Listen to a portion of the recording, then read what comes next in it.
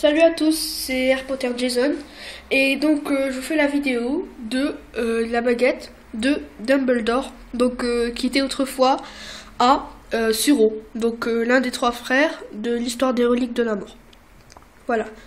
Alors la boîte elle est couleur, donc déjà description, hein, la boîte elle est bleue, donc entre bleu et violet. Hein. Dans toutes les vidéos sur cette baguette, les gens ont des doutes. Voilà. Et il y a les signes Ollivander. Non, excusez-moi. Les signes d'Ollivander foncé. Ben voilà, parce que c'est pas. Voilà, parce que il paraît qu'il y en a qui sont moins clairs. Moins foncés, pardon. Voilà. Et donc avec la rosée des vents au milieu. Et tout autour les spirales, etc. Voilà. Alors, derrière. On peut voir, donc ça va être flou, hein, c'est pas en HD, TM and Warner Bros. Entertainment Inc. Donc c'est pas très important, mais à la fin on peut voir since 05. Voilà, comme quoi ça a été fait en 2005. Voilà. Alors, donc je ouvre la boîte. Donc vous voyez là, c'est le carton, c'est le même. Voilà. Et donc, tout d'abord, on voit le petit certificat d'authenticité. Donc ici, on peut voir donc HP, donc le signe le plus connu, donc avec le vif d'or. Donc le vif d'or a une grande histoire dans le dernier Harry Potter. Cette partie. Alors là, c'est encore plus petit, donc vous allez pas voir, mais donc tout en bas là, hein, c'est ça. Vous allez y écrit TM and Warner Bros. Entertainment, oui, Inc. Since, encore une fois, ici, mais vous voyez pas, je sais, since 05. Voilà. Et donc là, on voit Project Inspired by the World of Harry Potter, etc. Donc, en fait, ça certifie que, ben voilà, c'est pas une copie. Je vais pas trop m'attarder dessus. Alors, l'intérieur. Alors déjà, l'extérieur, donc ici on peut voir un ruban rouge à reflets. J'ai comme l'impression qu'il y a des reflets verts, hein, apparemment, ou jaunes. Et on peut voir au milieu un plus petit ruban, un petit fil rouge. Voilà. Alors, les rubans d'intérieur. Donc les rubans d'intérieur sont donc les rubans d'intérieur ils sont bleus. Donc en fait ils sont pas complètement bleus parce que voilà, au milieu là c'est du violet, ça c'est sûr. Par contre dans les côtés on voit une sorte de fil, voilà, qui est tout autour jusqu'à là. Et donc là ça se termine comme ça. Ça je sais pas si c'est comme ça, si ça appartient à ça ou bien ils ont accroché ça, mais bon c'est assez compliqué, hein. Vous comprendrez ce que je dis quand vous l'aurez. Mais bon, hein, je vous conseille beaucoup cette boîte et cette baguette. Voilà. On va faire la même chose ici. Voilà. Alors, le velours. Donc, tout d'abord, je vais mettre le velours au soleil. Voilà. Désolé que ce soit pas en HD la vidéo. Alors, au soleil, ben voilà, ça donne ça. C'est brillant. Voilà. Et donc... en fait c'est du bleu foncé. Alors là c'est pas du violet, non, ça c'est sûr. Voilà. Alors je continue. Là enfin la somptueuse et la merveilleuse baguette, la très connue aussi chez les sorciers, baguette de Suro. Voilà. Donc là avec la petite pique à l'envers. Hein. Donc là voilà, il y a une sorte de, c'est comme si on avait enlevé une branche d'arbre et qu'on l'avait retournée comme ça. Là on peut voir donc une boule, déjà une boule ici, une deuxième, troisième, une quatrième, une cinquième et une sixième. Alors je tiens à préciser que elle est très fragile ici. Donc regardez, moi, elle s'est un peu... Désolée, attendez. Voilà, elle s'est un peu cassée. dans cette partie-là. Voilà. Alors, donc je vais vous parler, vous avez sûrement remarqué les petits creux dans les boules et quelques parties. Voilà. Alors en fait, le manche c'est de... Oh, attendez, je vais la mettre en valeur. Le manche c'est de là à ici. Alors, je vais vous dire pourquoi je dis ça, parce que tout simplement, là, en fait, il y a des petits creux entre les boules. Là et là. Donc, attendez, je vais zoomer. Par contre, à partir de là, on a l'impression que c'est du bois. Voilà, alors, vous allez sûrement pas voir les reflets marron. Donc, dans la vidéo, vous avez l'impression que c'est du noir.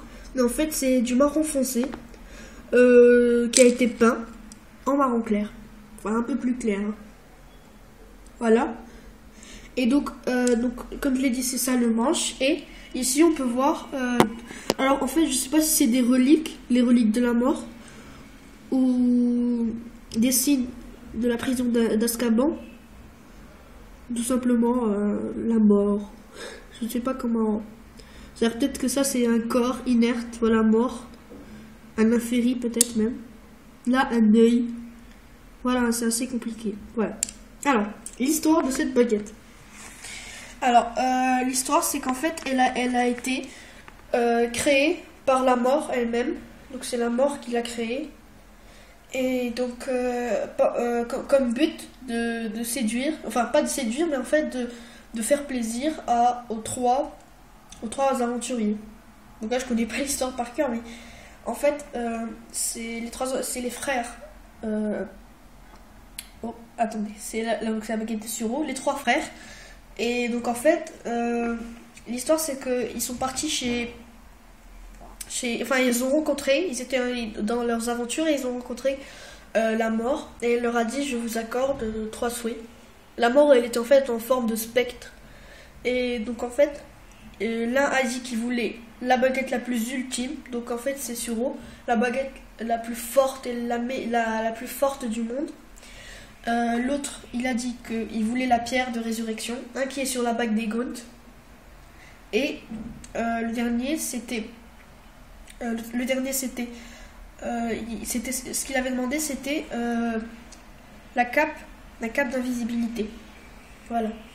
Donc un qu'il a transmis à son fils jusqu'à qu'elle arrive à ses derniers, aux derniers membres de sa famille. Voilà. Et donc sinon elle est passée par plusieurs autres personnes comme Dumbledore. Donc Dumbledore, je pense qu'il y avait quelqu'un d'autre qui l'a eu, je sais plus. Voilà, mais Dumbledore l'a eu. Ensuite, à un moment, Malfoy, Severus, je pense, et Voldemort. Et enfin, Harry. Et ensuite, la mort. Tout simplement parce qu'en fait, Harry, il l'a brisée. Et donc voilà, elle n'existe plus maintenant. Voilà. Donc il l'a brisé à peu près ici. En fait là vous voyez juste, enfin vous voyez pas vu que, mais vous pouvez apercevoir qu'il y a le tampon, je pense. Voilà, il y a 2 petites nuances, je sais pas si vous voyez. Voilà. Alors sinon les nuances de marron vous les voyez pas. Alors cette fois je vais commencer à attribuer donc à chacun de mes objets ou de mes livres ou encore de mes baguettes et boîtes un mot, déjà un mot et une note. Et finalement j'ai décidé de lui attribuer une planète, un astre ou une étoile.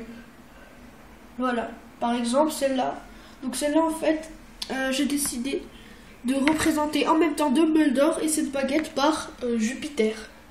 Parce que Jupiter, c'est une planète assez connue. Voilà. Et en même temps, donc en fait, cette baguette, elle représente un peu le dieu des dieux, quoi. Parce que Jupiter, hein, c'est un dieu, je pense, romain ou grec, je sais plus. Oui, romain. Et en fait, c'est le dieu des dieux, hein, c'est Zeus, quoi. Et donc voilà, donc c'est pour ça que j'ai décidé de l'appeler comme ça. Alors en un mot, je dirais royal. Voilà, royal et spécial aussi. Et donc, comme je vous l'ai dit, la note. Alors la note, je vais pas dire une note par détail. Mais je vais plutôt dire directement il y a 3 critères. Originalité, premièrement. Beauté, la boîte et la baguette. Enfin, quand je dis la baguette, hein, c'est la note globale. Donc déjà, l'originalité, je trouve ça très très original. Vraiment, ça, c'est hors du commun. Donc je donne la première note, c'est-à-dire 9. Pour la deuxième chose, c'est-à-dire la note de la boîte. Alors la boîte, elle est assez basique, hein, elle n'est pas très originale. Donc je lui mets un 7. Un 7 ou un 7,5. Bon, 7. Parce que bon, il y a Maugré aussi qui a la même, hein, si vous pouvez voir, regardez. Elle est bleue, hein, je pense que c'est comme celle de Maugré. À part que Maugré, elle est un peu plus petite. Voilà. Alors, et donc, la note globale, alors en tout, ça va faire un 8. 8 sur 10. Même si elle méritait mieux, mais bon. Voilà, hein, c'est assez complexe. Donc, n'hésitez pas à aller voir mon blog harrypotterjason.skyrock.com et ma chaîne YouTube, hein, Harry Potter Jason. Voilà. Au revoir.